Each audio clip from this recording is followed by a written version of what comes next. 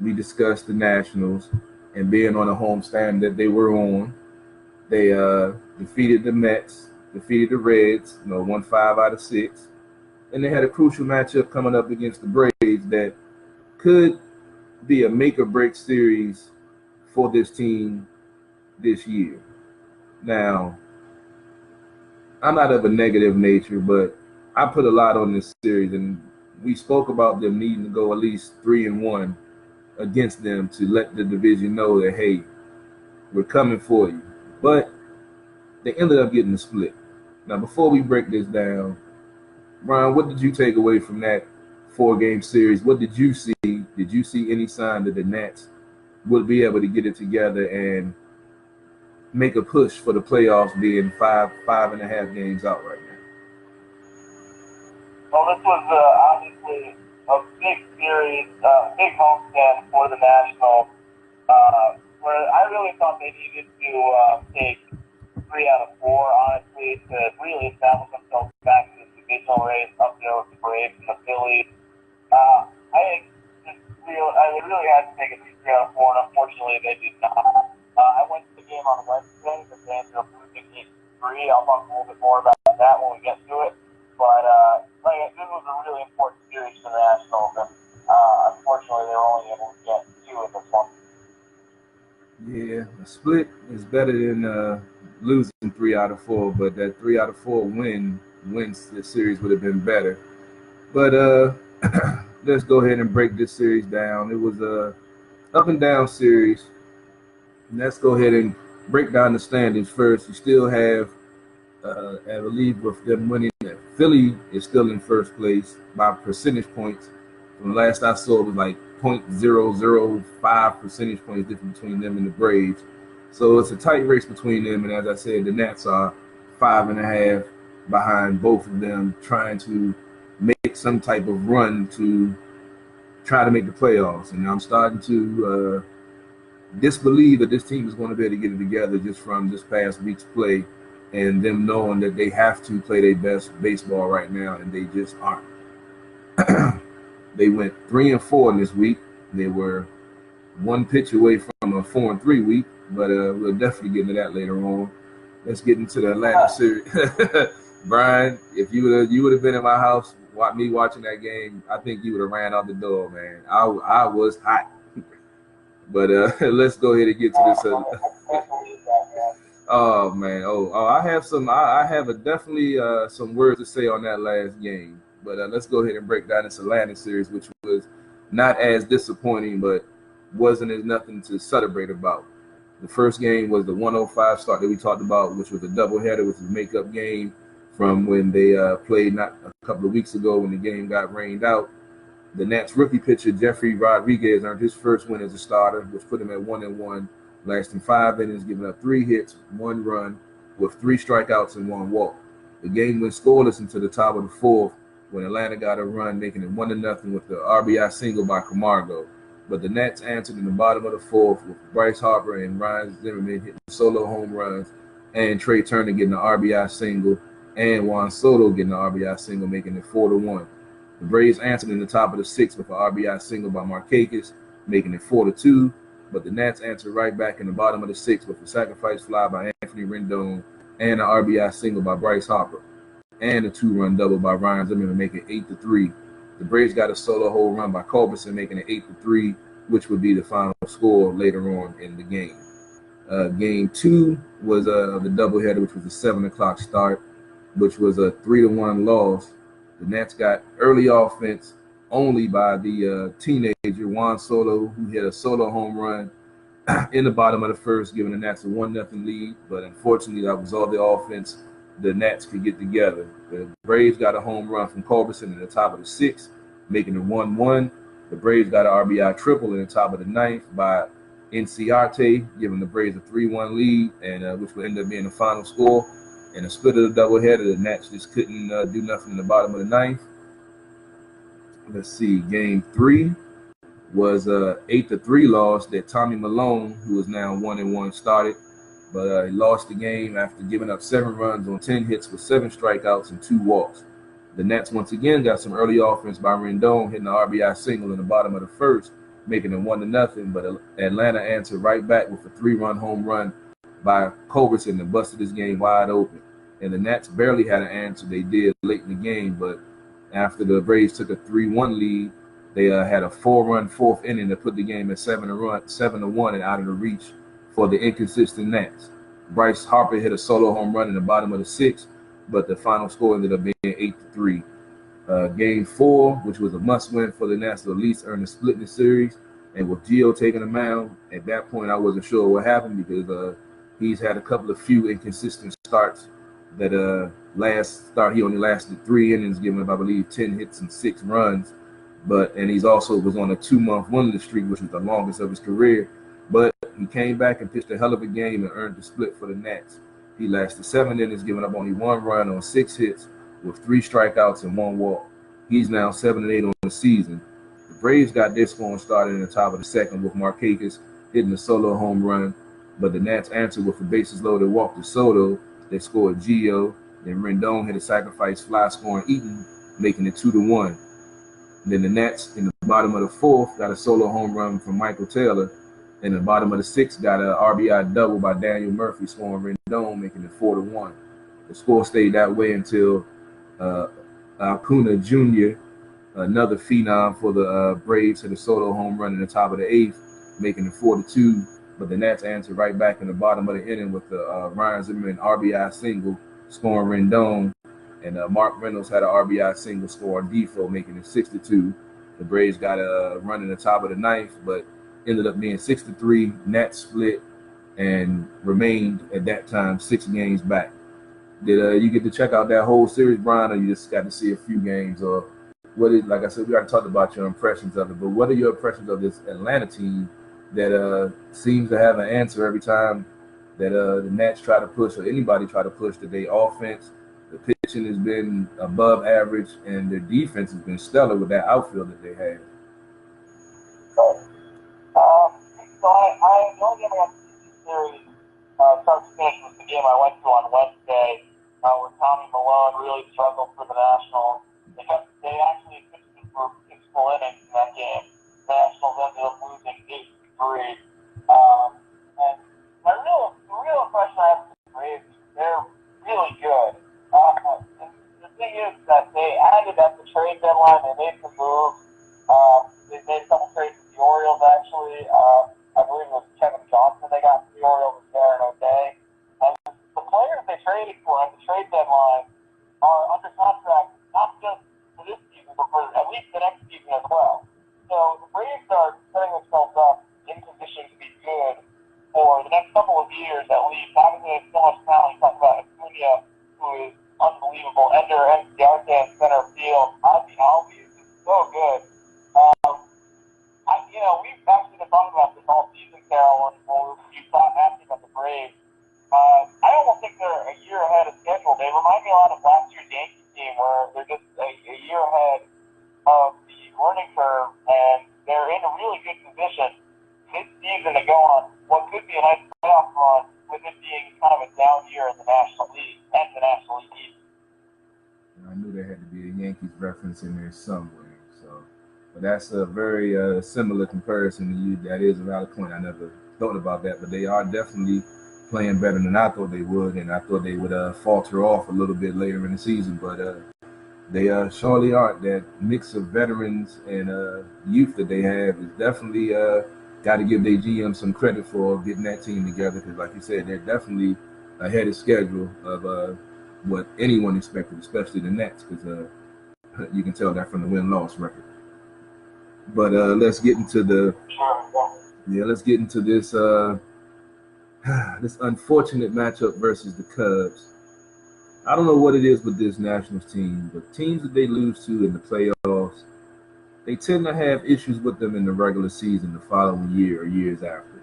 We all know about the St. Louis debacle in 2012. And, San Francisco, we know about that. But this Cubs series was really... This is going to be one of the series that the Nats don't make the playoffs, they're going to look back on and realize that they should have had a sweep and ended up losing 2 out of 3, which is asinine, is the only word I can think of that I can say on the air right now to describe this 3-game series. So, I mean, we're going to get into the playoff possibilities a little bit later on, because I definitely got some stuff to say about this team and some of the decisions. I know me and you definitely going to have a nice little debate about one of the points I'm going to make, because I just know we are. I'm going to leave it at that until we get to that, because I can't wait to hear your response. But let's get into this. Something about a former manager. You might be close to it there, Brian, my friend. You might go ahead and get your thoughts together on that, because I definitely have some choice words to say about that decision that we actually debated on the air about. So I definitely want to get your opinion about that decision right now, because I know what I said back in the day, and I still stick by that. So we'll see what you say when we get to that subject at hand. But let's get to this Cubs matchup. As I said, they lost 2 out of 3. In my opinion, this series should have been a sweep. I'm going to break down the game and you make your own assessment. I'm not going to get into the woulda, couldas, and shouldas, because if my aunt had nuts, she'd be my uncle. So I don't talk hypotheticals. Anything coulda, woulda, shoulda, but we're only going to talk about what did happen. Game 1 was a terrible loss. That's the best way to put it. 3-2, in which the Nats bullpen walked in the winning run in the bottom of the 7th, with the Nats already getting out to a 2-0 lead early in the game. This game was even more crazy because the starting pitcher for the Nats, Jeremy Hellickson, had a no-hitter going into the 5th inning, but the Nats up 2-0. But then all of a sudden, he lost location. He lost control. Ended up walking the bases loaded and giving up 2 runs before he exited after 5 2/3. Now, I've heard of that happening before, but I've never seen it. I didn't watch the game live. I went back and looked at it, and it was just like he lost his release point and couldn't find the strike zone to save his life. It was crazy. And I'm not going to blame Martinez, say he kept him in too long, because the other guy had to warm up. You got a pitcher going, no hitter. The bullpen is sitting. So I understand he had to give him time, and it played out like that. But that's, to me, is crazy. I've never seen that. But as I said, he lasted 5 2/3, giving up no hits, 2 earned runs with 4 walks with 3 strikeouts. Like I said, I still don't understand that, but I'm not even going to go into it. Sammy Solis walked in the game-winning run for the Cubs on the bases-loaded walk. I'll leave it at that. We'll break it down later on when me and Brian talk about more of the managerial issues that I think led to this loss. Game 2 was the lone win for the Nats versus Chicago. It was a 9-4 victory. Tanner Roark took the mound after 2 superb outings in a row in which he only gave up 1 earned run. This game, he made it 3. He gave up 2 earned runs, but hey, the games he had before that, he was giving up almost 10 hits and almost 4 runs a game. So he somehow just, turned it on. So hopefully the Nats can ride him to some success along with Mad Max, and hopefully some of the injured pitchers are coming back soon. Tanner Roark lasted 7 2/3, giving up 2 runs on 9 hits with 7 strikeouts and 1 walk.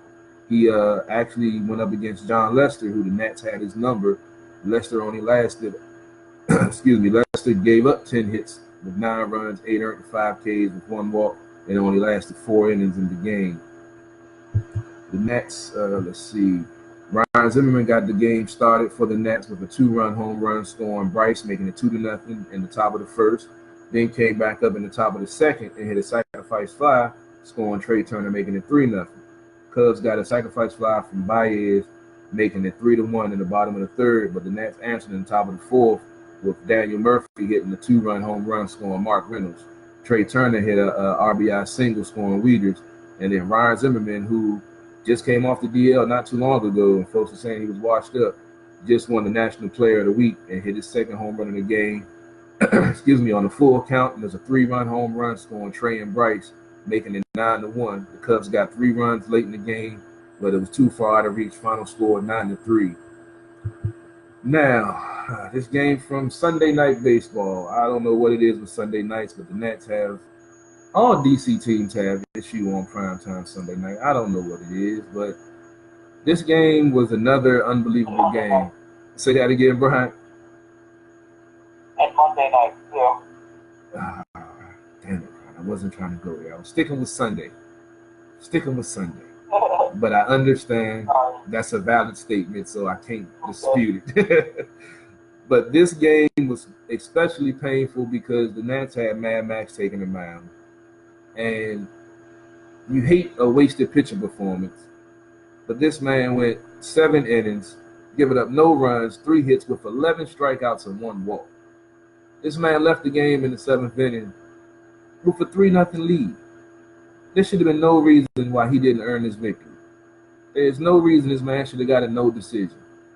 But as we've seen this year, the Nats find a way to snatch defeat from the jaws of victory. Now, I'm not even going to go through the score. What got us to 3-0. It was 3-0 going into the bottom of the ninth. Coda Glover, who just came off the DL, had a clean 8th inning, giving up 1 hit, and that's it. Martinez, and all of his wisdom and all of his great bullpen decisions, decides to bring in Madsen. I understand pitching matchups. I understand lefty versus righty. But he makes these decisions, I think, prematurely sometimes. He brings in Madsen. Madsen immediately gives up a hit. Then he walks someone. Then he hits someone. Then on a 2-2 count, this man grooves a fastball right down the middle that, if it wasn't for the stadium wall, would probably still be flying right now.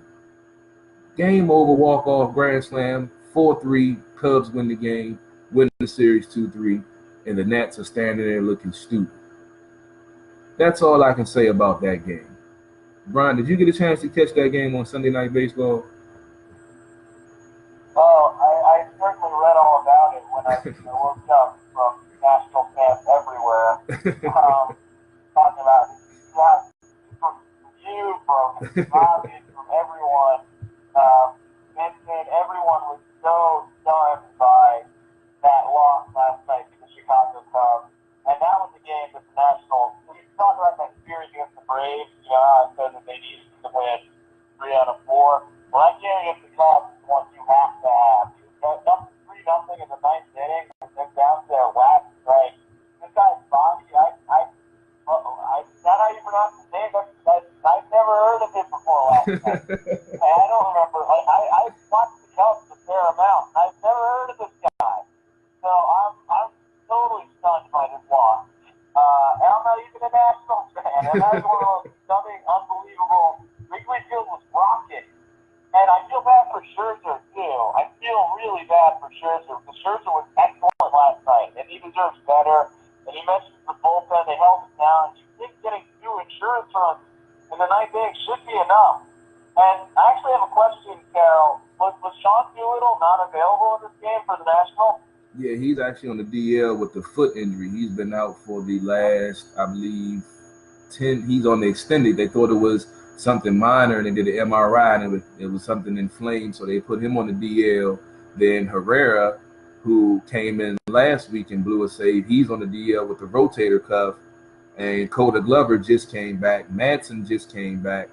And he's been trying to, I guess, find his way with the bullpen, but he's been making all the wrong decisions, and it's been costing the Nats. And it's just been ugly to watch. So, like I said, this is a series the Cubs had the Nationals had to win against the Cubs, playoff rematch, and unfortunately how it went down. And I think, I'm sorry, Cal, that might be a crushing blow to the Nationals season, that loss right there. It doesn't get more devastating than that. I'll be interested to see how the team responds. They got a big series with St. Louis, a 4-game set. I'll be interested to see how the team responds. St. Louis isn't that good this year. But that's a tough loss. It's tough to respond to that. Yeah, that's definitely a good segue. I was about to go into the upcoming schedule. As you mentioned, they're playing 4 in St. Louis. They'll be starting tonight at 8:10. That'll be Gio, who I mentioned was 7-8, going against John Gant. That's an 8:10 start. Then we have an 8:15 start tomorrow.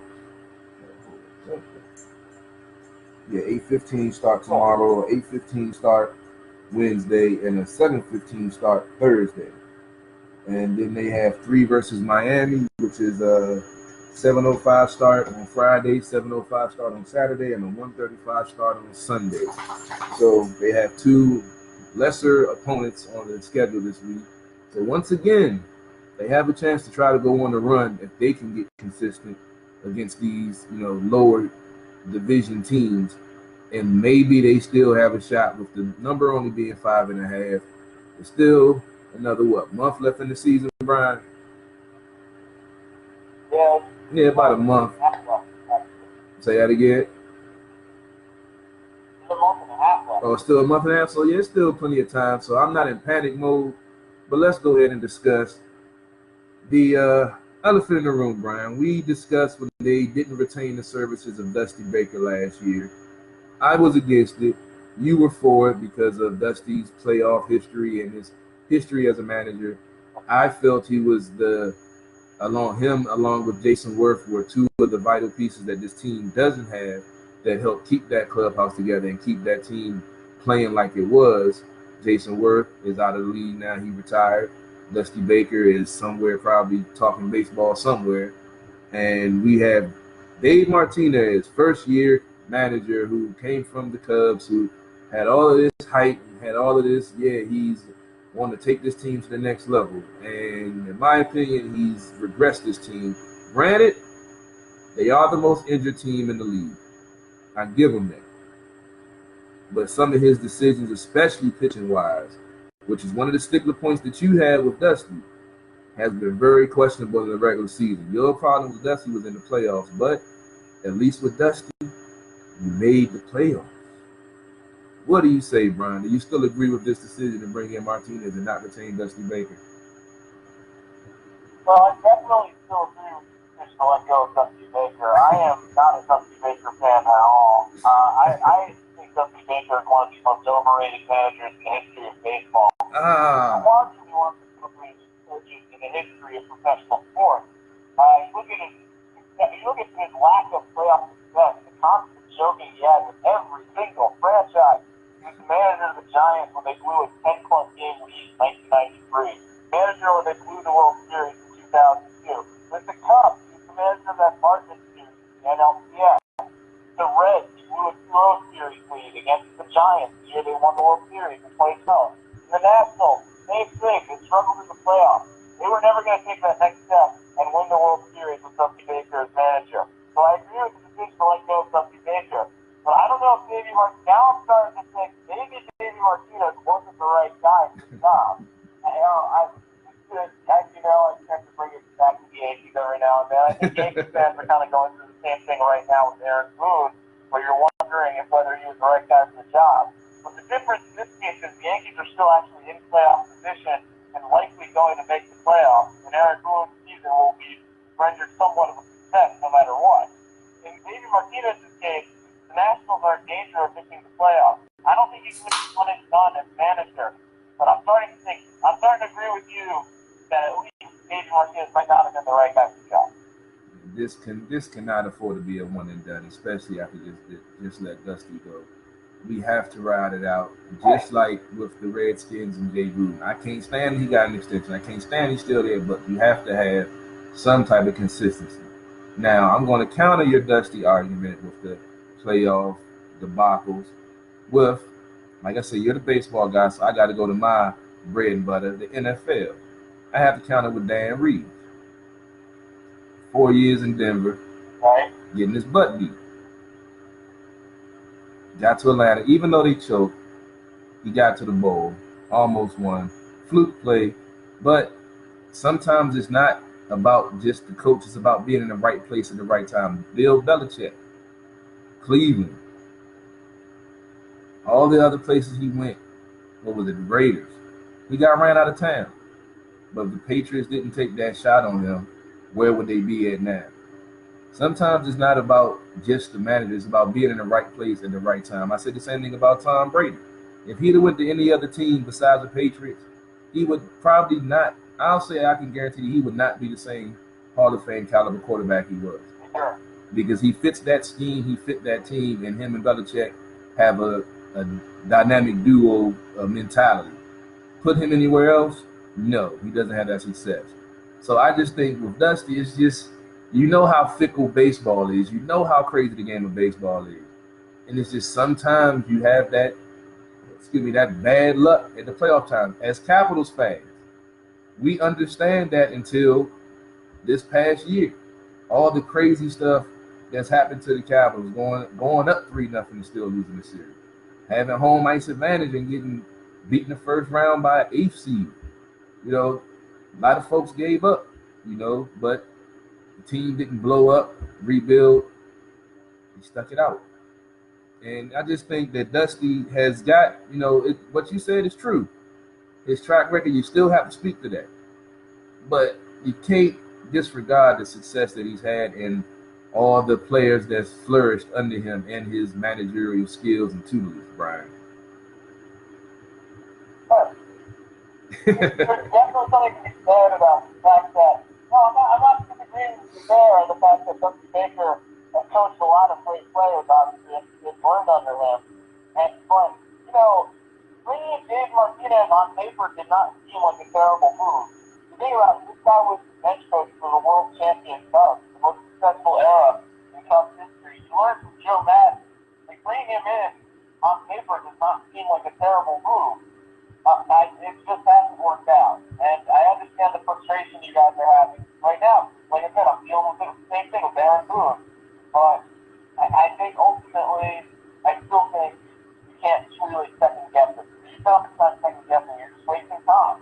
They got rid of Dusty Baker. You can't really argue with it considering his playoff track record. But obviously, it hasn't quite worked out with Dave Martinez yet. Yeah, and there's still the Bryce Harper situation looming in the balance, which is definitely going to be interesting with, especially if this team doesn't make the playoffs. That's definitely going to be interesting. I'm definitely wondering how that's going to play out if that, in fact, does happen. So I'm definitely interested in finding out. And looks like we do have our man Dujane on the line. He just messaged me, just called in. I gotta get his synopsis on the week that was. I don't know if he checked out the Nats like I did, but we just broke them down. Dujane, how you doing tonight, good sir? I'm doing good, man. How are you? Hey man, I'm kind of disgusted, man. I'm not going to go all into it. We were discussing the. I know you probably saw the Sunday Night Baseball debacle last night by the Nats. I definitely want to get your opinion on that. Definitely want to get your opinion on the week that was with the Braves and the Cubs and the way they messed the bed against the Cubs and prematurely finished these 4-game series against Atlanta, which they could have won 3 out of 4. And how do you feel about, we spoke briefly about the Dusty Baker thing, you and myself, so I already know how you feel about that. But how did you feel about that game last night if you watched it? Because I know I was hot.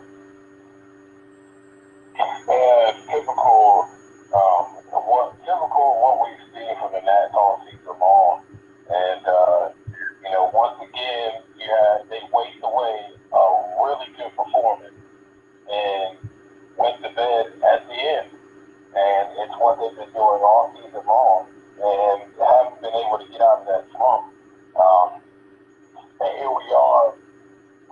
They're right back where they started as far as how far they are behind. And it looks like that this team is just not going to be able to turn it around. I think for all Nats fans, I think they were pretty disgusted with that. That was hard to watch as you do so well, and all you're just asking is just to clean up. I understand that they only had one run, but sometimes you're going to win games like that. Where's his help? It's not always everyone else or on a specific individual. I mean, it needs to be a collective team, and he did his part.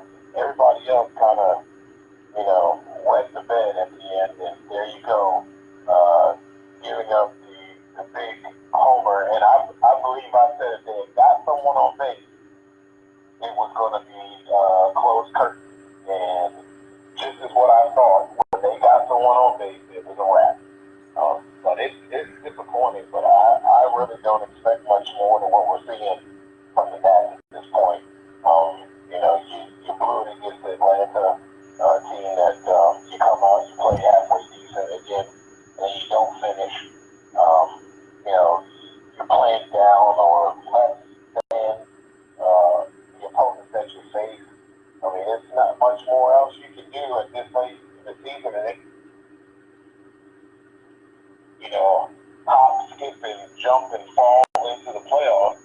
They're going to get bounced in the first round because they cannot finish games. So, and they've been doing it all year. So there you go. And at this point, can't the players because they got them. They got players. They got talent. The only other place you can look to is the HNIC in charge. And guess what? He's not getting it done. I don't care how you look at it. First year, all this nonsense. Dude had no business even being hired for that position yet in the first place. Not for this team. Not for this team, but you want to be cheap. So guess what? This is what happens when you don't spend money on a coach. See, this is a la Jim Zornish, right? Isn't it? I mean, you know, you go out, you go work out. Ouch. The Jim Zorn reference, Dujanay. Ouch. He reference ever. Wow, I wasn't even gonna go there, but geez, that. We gotta. I can't give him that moniker unless he does the second year and he does the same thing. Then I can give him the Jim Zone. Right now, I'm gonna say with the injuries, with them only being 5.5 back, still a month and a half, they start getting players back, and with the Cardinals and the Marlins on the schedule this week, they can get a little momentum going, get some players back healthy, and try to get a push going. Anything can happen. It's baseball, but like you say, Dujanay, it's hard to be that optimistic when we've seen this all season long. So, like I say, like Brian said, you can't look back. Hindsight is 20/20 and everything. But hopefully this team can get it together. I'm not a Martinez fan. I'm always gonna be a Dusty Baker fan. So we'll leave it at that. I already went through the upcoming schedule, so I'm going to go ahead and end this Nats talk right now. So I'm gonna allow Brian to enjoy his birthday and actually talk some DC United, since they actually won a game in a dramatic fashion from what I hear. So I'm gonna go ahead and end this live feed. Appreciate everybody tuning in and chiming in. And I know my computer trying to act up. And Brian, I'll let you take it away with the DC United talk and talk about this game